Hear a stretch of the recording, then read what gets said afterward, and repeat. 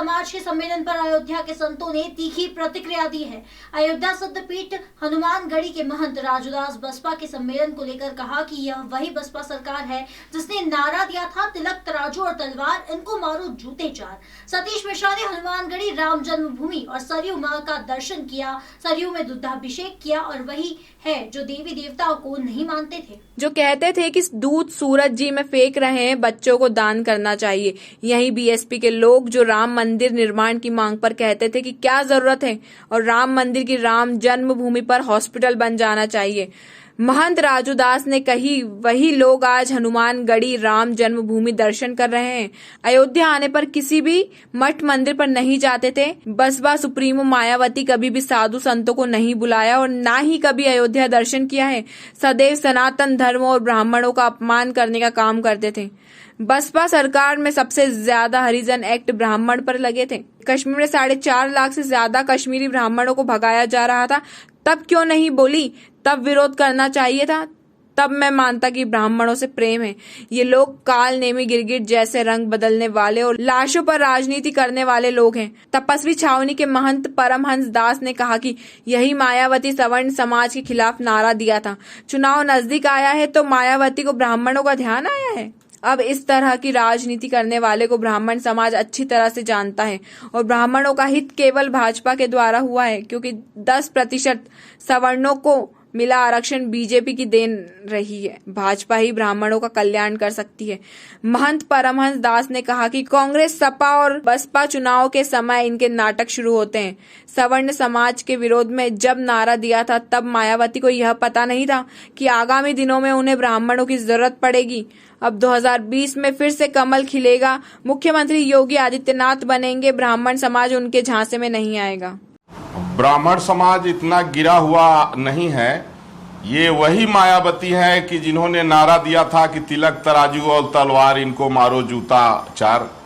तो जो समय समय पर जो है, अब इनको 2022 चुनाव नजदीक आ गया है, तब इनको ब्राह्मणों का ध्यान आया है। तो जो इस तरह की राजनीति करने वाली, चाहे बसपा हो, चाहे सपा हो, चाहे कांग्रेस हो, ब्राह्मण समाज अच्छे तरह से जानता है कि अगर ब्राह्मणों का कुछ हित हुआ है तो भाजपा के द्वारा हुआ है। जैसे 10% जो है, जो सवर्णों को मिला आरक्षण, ये बीजेपी की देन रही है।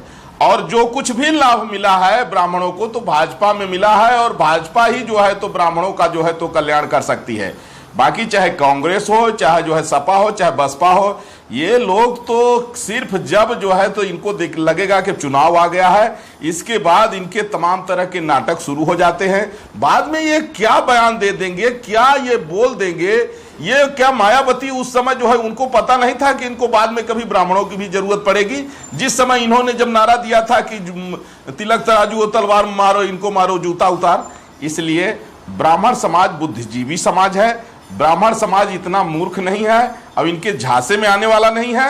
2022 में फिर से कमल खिलेगा और योगी जी दोबारा पूर्ण बहुमत से जो है तो मुख्यमंत्री बनेंगे। बाकी ये लोग जो भी इनको नाटक करना है ये कर लें, ब्राह्मण समाज इनके झांसे में कभी नहीं आएगा।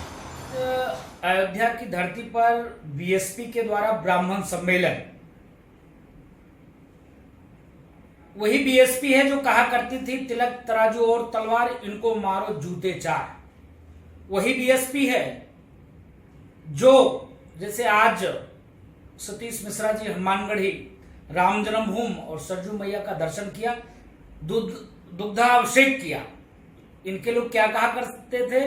न देवी न देवता, दूध स्नान को कहा करते थे कि बच्चों में इसको बांटना चाहिए और ये दूध सरजू जी में फेंक रहे हैं, ये इनकी भाषा हुआ करता था। यही बीएसपी सरकार है जिनके लोग सदन में भी हुआ करते थे, फिर भी अयोध्या में भगवान राम की जन्मभूमि पर जब मंदिर निर्माण के लिए हम लोग जब कह रहे थे, इनको लोग कह रहे थे क्या जरूरत है राम मंदिर का, वहां पर तो जो है हॉस्पिटल बन जाना चाहिए, वहां पर तो जो है कोई कॉम्प्लेक्स बन जाना चाहिए। ये उनकी भाषा हुआ करती थी। आज राम जन्मभूमि दर्शन याद आ गया। वही लोग आज हनुमानगढ़ी दर्शन किया उन लोगों ने, जबकि अयोध्या में वो लोग आते थे तो कभी भी किसी मठ मंदिर नहीं जाना होता था।